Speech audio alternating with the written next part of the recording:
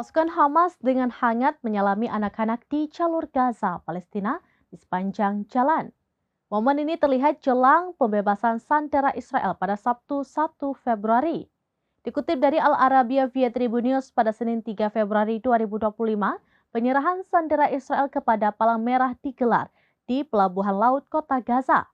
Acara ini mengundang antusias masyarakat terutama anak-anak.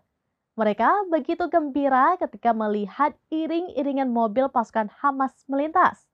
Anak-anak bahkan berlari untuk mengejar pasukan Hamas menuju lokasi pembebasan sandera. Sementara itu, pada tahap terbaru gencatan senjata kali ini, ada 3 sandera Israel yang dibebaskan.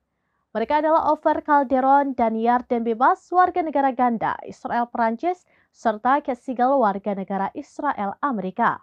Sebagai imbalannya, Israel membebaskan 183 tahanan Palestina dari penjara mereka.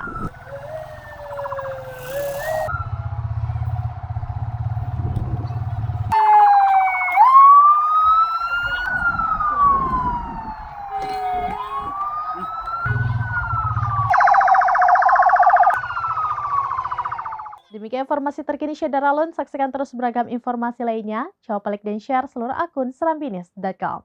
Download Tribun X sekarang. Menghadirkan lokal menjadi Indonesia.